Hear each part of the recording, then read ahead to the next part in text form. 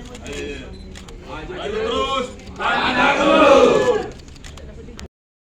Sejahtera buat masyarakat, membantu masyarakat, apalagi masyarakat memang tidak mampu dan patut dan harus dibantu.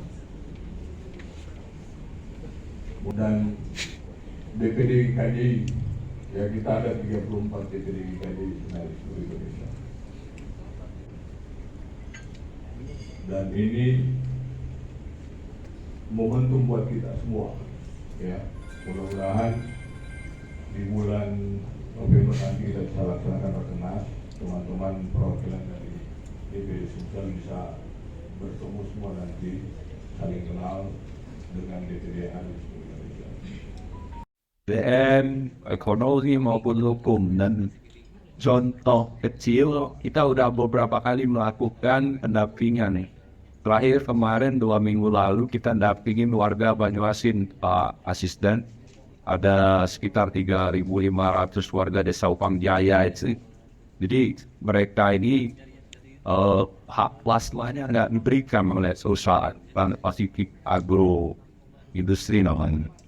Sudah hampir 7 tahun dari TM1 mereka nggak diberikan, ada sekitar 910 hektar.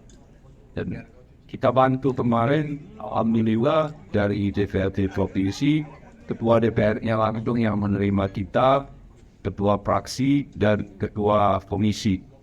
Dan insya Allah ditindaklanjuti dengan RBP ke depan. Sempat demo ke DPRD, betul. Saya sebagai Ketua DPRD sudah biasa mendapatkan unjuk rasa seperti itu. Bahkan saya dilantik menjadi Ketua DPRD di 2019, disambut oleh demo mahasiswa yang waktu itu serentak menolak Undang-Undang KPK seluruh Indonesia.